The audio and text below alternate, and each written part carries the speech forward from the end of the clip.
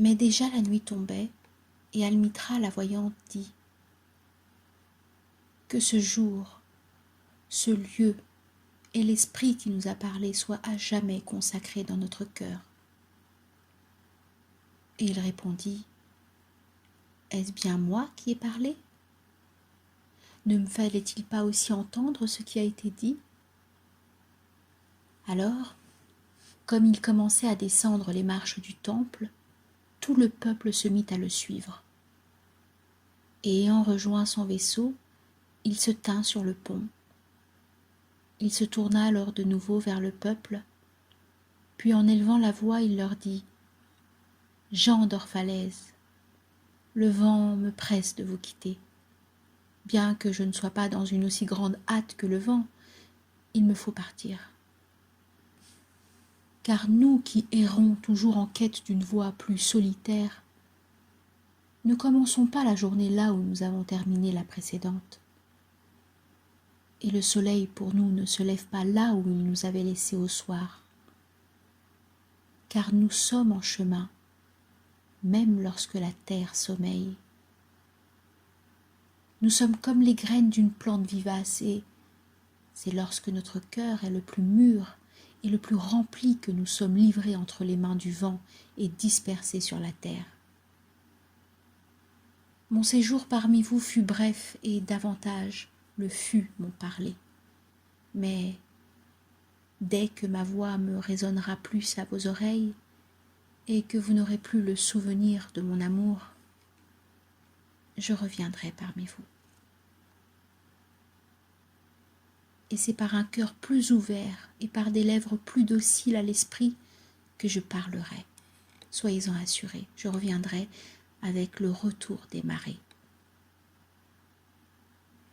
Et la mort dut tellement fuir et le vaste silence devenir mon linceul, je parviendrai jusqu'à vous pour me faire comprendre. Et ce n'est pas en vain que j'aurai sollicité votre écoute. Car pour peu que ce que je vous ai dit jusqu'ici soit vérité, cette vérité se révélera d'une voix plus claire et dans des mots plus propres à vous rejoindre dans vos pensées. Je pars avec le vent, gens d'Orphalaise, mais non pas pour me perdre dans le néant. Et si ce jour n'est celui de l'accomplissement de tous vos vœux et n'a pas donné la pleine mesure de mon amour, qu'il soit la promesse d'un jour à venir. Les vœux de l'homme peuvent changer, mais son amour ainsi que le désir de voir cet amour donner satisfaction à ses vœux restent les mêmes. Aussi, ayez l'assurance que je ressurgirai du grand silence. La brume se dissipe à l'aurore, laissant une rosée sur les terres, avant de s'élever et devenir nuée, retomber en pluie. Et je n'étais pas différent de cette brume. Au cœur de la nuit, lorsque plus rien ne bouge, j'ai marché dans vos rues. Et par l'esprit, je vous ai rejoint dans vos demeures. Et je sentais vos battements de cœur dans ma poitrine et votre souffle sur mon visage. Et vous m'étiez tous intimement connus. Oui, j'ai tout su de vos joies et de vos peines, et jusqu'au plus profond de votre sommeil, vos rêves étaient aussi les miens. J'étais ainsi parmi vous, comme un lac dans les montagnes. Je reflétais l'image des sommets et des flancs escarpés qui se dressent en vous, et même les hordes fugitives de vos pensées et de vos désirs. À l'étendue de mon silence se joignaient par 1000 ruisseaux les rires de vos enfants, et par fleuves sentiers l'ardeur de vos jeunes gens. Et lorsqu'ils se déversaient en moi, les ruisseaux et les fleuves ne laissaient pas de chanter. Mais de tout ce qui se déversera en moi, ce qui me parut plus doux que le rire encore et plus ardent que le désir, c'est l'illimité en chacun de vous, c'est l'homme immense dont vous n'êtes que les chairs et les ligaments.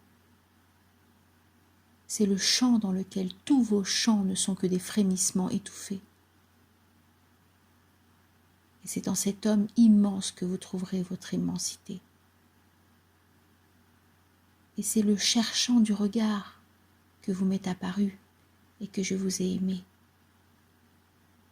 Car aussi éloigné du si vous être, l'amour ne saurait-il encore vous toucher?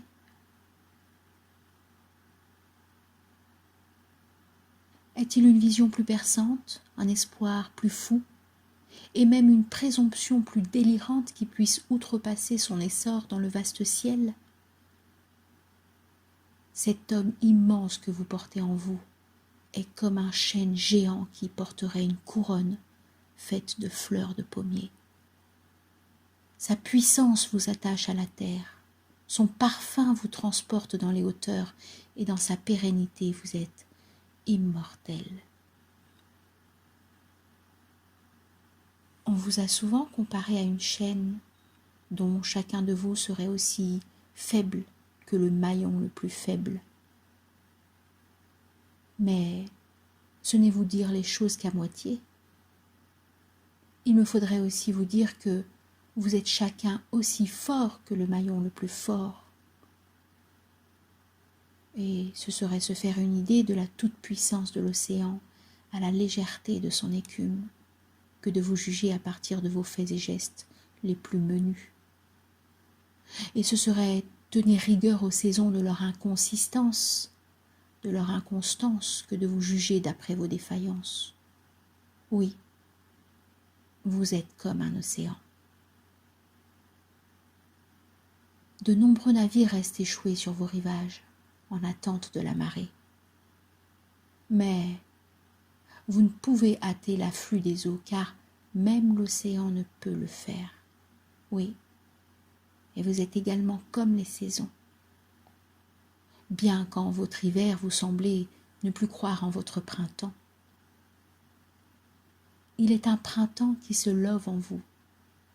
Il a un sourire sur les lèvres ensommeillées et ne se laissera offenser par le doute.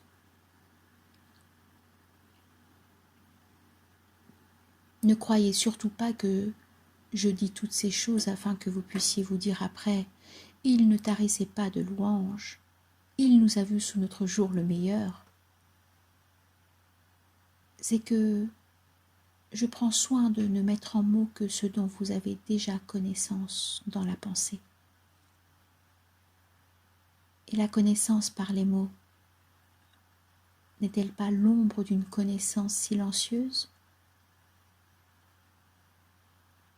Vos pensées et mes paroles ne sont que les pulsations d'une mémoire scellée où se trouve enfermée la chronique des jours anciens, ainsi que des jours immémoriaux où la terre ne savait rien de nous, ni d'elle-même, ainsi que des nuits où la terre était en proie aux convulsions de son chaos.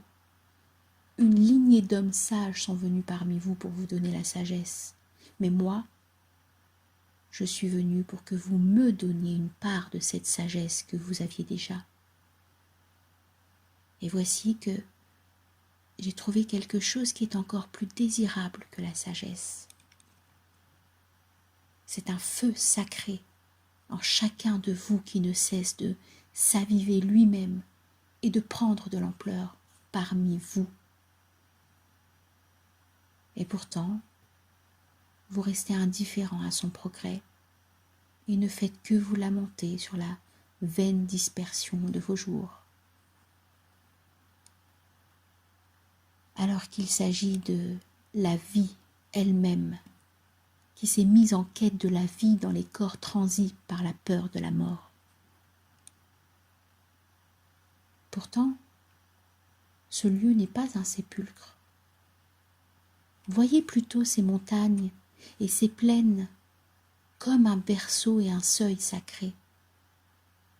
Et même au cimetière où sont ensevelis vos ancêtres, regardez bien comme vous y passez, et vous ne manquerez pas de vous y voir danser main dans la main avec vos enfants.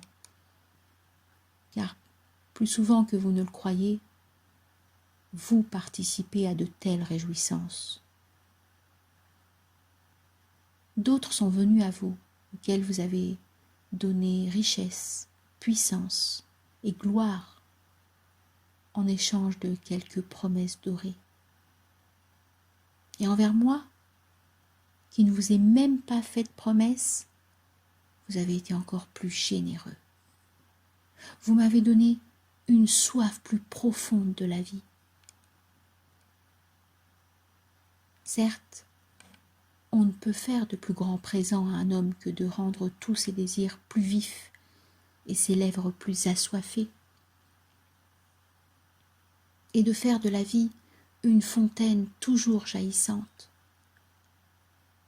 Et il n'est rien qui m'honore et me récompense autant, à chaque fois que je vais boire à la fontaine, que d'y trouver l'eau vivante, elle-même assoiffée. Et elle me boit pendant que je m'en désaltère. Certains d'entre vous me croient trop fière et trop timide pour recevoir vos présents. J'ai en effet trop de fierté pour prendre votre argent, mais j'accepte volontiers vos présents. Et si je me suis nourrie de baies dans les collines quand vous m'auriez voulu assis à votre table, et si j'ai dormi sous le portique du temple quand vous m'auriez volontiers hébergé, le souci constant que vous avez eu de mes jours et de mes nuits n'a pas moins rendu la nourriture douce à ma bouche et n'a pas moins orné mon sommeil de vision. C'est pour ce souci de chaque instant que je vous suis le plus reconnaissant. Votre générosité est sans limite, et vous ne le savez même pas. Certes, la générosité qui se contemple dans un miroir est vite changée en pierre, et une bonne action qui se désigne en termes flatteurs a tôt fait de parrainer un juron. Certains d'entre vous m'ont trouvé pas trop solitaire, ivre de ma propre solitude. Certains d'entre vous m'ont trouvé par trop solitaire, ivre de ma propre solitude. Et vous avez dit, il préfère converser avec les arbres de la forêt et fuir la compagnie des hommes. Il préfère siéger à l'écart de tous, dans les hauteurs, et voir les choses humaines d'en haut. Il est vrai que j'ai séjourné dans les montagnes et parcouru des contrées lointaines. Cependant, comment trouver le recul nécessaire pour vous voir, si ce n'est qu'en se plaçant de très haut ou de très loin? Et comment peut-on en effet vous toucher de si près, à moins d'avoir été au plus loin? D'autres me criaient par leur être, sans pouvoir l'exprimer avec des mots. Étranger, étranger, toi qui fascines tant les hauteurs inaccessibles, pourquoi as-tu pris pour demeure les cimes où les aigles ont leur nid? Pourquoi te faut-il rechercher ce qui est hors de toute atteinte? Quelle tempête pourras-tu saisir dans tes filets? Et quel oiseau fabuleux chasses-tu dans le ciel? Pourquoi ne deviens-tu pas l'un des nôtres? Descends parmi nous, et apaise ta faim avec notre pain, et désaltère ta soif avec notre vin. Ils m'ont dit toutes ces choses dans la solitude de leur âme. Mais si leur solitude avait été plus grande, ils auraient su que je ne voulais saisir dans mon filet que le secret de vos joies et de vos peines, et que je n'étais à l'affût que de l'être si vaste en vous qu'il marche dans le ciel. Mais dans ma chasse, j'étais aussi un gibier, car nombreuses sont les flèches qui ont quitté mon arc pour se loger dans ma poitrine. Et dans mon envol, j'étais aussi rampant, car lorsque je déployais à leur pleine envergure mes ailes sous le soleil, leur ombre sur la terre dessinait encore une tortue. Et dans ma croyance, j'étais aussi celui qui doute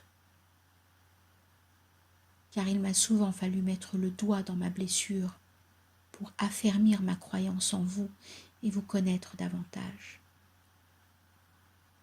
C'est nanti de cette conviction et de cette connaissance que j'affirme que vous n'êtes pas tout entier contenu dans votre corps, ni attaché à vos maisons ou à vos champs. Ce que vous êtes vraiment se tient encore plus haut que les montagnes et court sur l'horizon avec le vent. Ce n'est pas de ces choses qui se traînent vers le soleil pour se réchauffer ou se terrent dans des trous obscurs pour se protéger, mais une chose libre, un esprit qui recouvre la terre et s'épand dans les terres.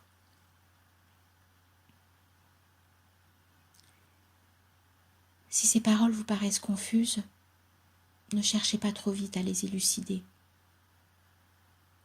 Les choses en leur commencement sont vagues et nébuleuses, mais non pas en leur fin. Et je préfère alors que vous vous souveniez de moi comme d'un commencement. Tout ce qui vit et la vie elle-même sont issus des brumes de l'indéterminé et non pas de la netteté du cristal. Et il se peut même que le cristal le plus pur ne soit qu'une brume rendue inerte. Voilà ce dont je voudrais que vous vous souveniez à chaque fois que vous me retrouverez dans le souvenir. Que votre plus grande force et votre détermination la plus ferme sont ce qui vous a toujours semblé votre plus grande faiblesse et votre égarement. N'est-ce pas avec votre souffle qu'a été érigée et consolidée votre charpente osseuse? Et n'est-ce pas un rêve dont nul d'entre vous ne se souvient pourtant d'avoir rêvé, qui a construit votre cité et façonné tout ce qu'elle contient? Lorsque vous pourrez voir le rythme de ces souffles, vous ne verrez plus rien d'autre. Et lorsque vous parviendrez à entendre les murmures de ce rêve, vous deviendriez sourd à tout autre son. Vous ne voyez pas, vous n'entendez pas. Et c'est mieux ainsi. Le voile qui obscurcit vos yeux ne sera levé que par les mains qui l'ont tissé. Et les seaux d'argile qui bouchent vos oreilles ne seront brisés que par les doigts qui les ont pétrés. Alors vous verrez, et alors vous entendrez. Sans déplorer toutefois d'avoir connu la cécité, sans regretter la surdité. Car c'est en ce jour que vous connaîtrez la fin, les fins cachées de toutes choses, et que vous bénirez l'obscurité quand vous voudriez bénir la lumière.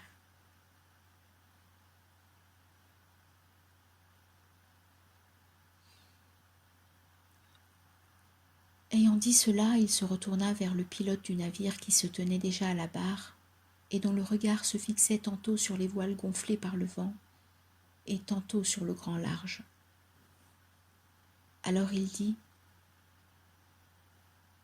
« Qu'il est patient, beaucoup trop patient, le capitaine de mon navire.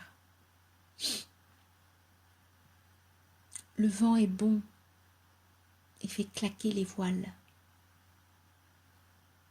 Il semble que le gouvernail attend qu'on l'empoigne. Et pourtant, mon capitaine attend que j'ai dit tout ce que j'avais à dire. Et pourtant, tous mes mariniers qui connaissent le rugissement des hautes mers m'ont écouté jusqu'ici avec patience. Mais maintenant, je ne saurais les faire attendre davantage. Je suis prêt. Le fleuve a débouché sur la mer et bientôt la mer immense tiendra de nouveau son fils dans ses bras. Adieu, Jean de Falaise. Voici la fin du jour, qui se referme sur nous comme le nymphéa se replie sur ses lendemains. Car nous préserverons ce qui nous a été donné. Et si ça ne suffit pas, alors nous devrons nous retrouver et tendre tous ensemble nos mains vers celui qui est la source de tous les dons. N'oubliez pas que je vous reviendrai avant longtemps. Mon désir rassemblera la poussière et l'écume pour se faire un autre corps. Avant longtemps, lors d'une brève accalmie de tous les vents, une autre femme me donnera naissance. Je vous fais mes adieux, ainsi qu'aux jeunes années que j'ai passées avec vous. Il me semble que c'était à peine hier que nous avons fait cette rencontre dans un rêve. Vous avez alors élevé vos chants autour de ma solitude, et de vos aspirations j'ai façonné une tour dans le ciel. Mais aujourd'hui,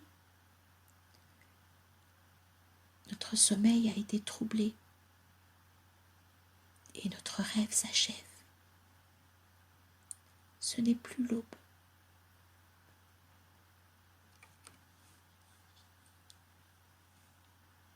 Le flux de la lumière est sur nous.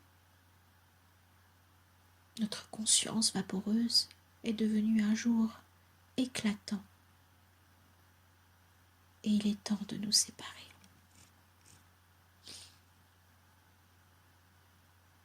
Peut-être nous sera-t-il donné de nous rencontrer une fois de plus dans les franges crépusculaires de la mémoire.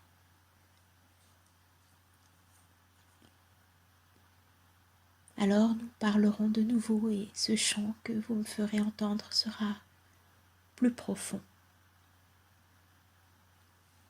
Et quand nos mains se joindront encore une fois dans le rêve de se réunir, ce sera de nouveau pour construire tous ensemble une tour dans le ciel.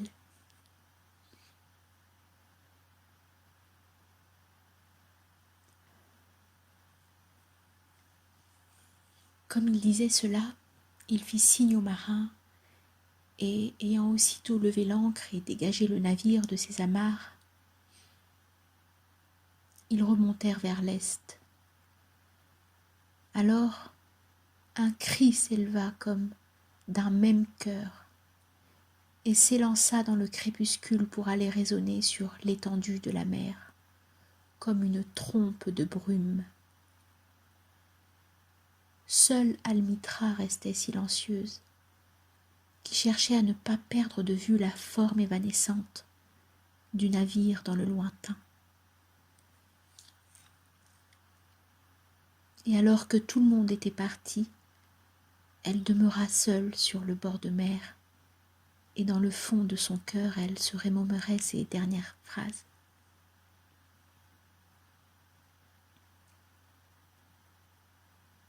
Elle se remémorait ces dernières paroles. Avant longtemps, lors d'une brève accalmie de tous les vents, une autre femme me donnera naissance.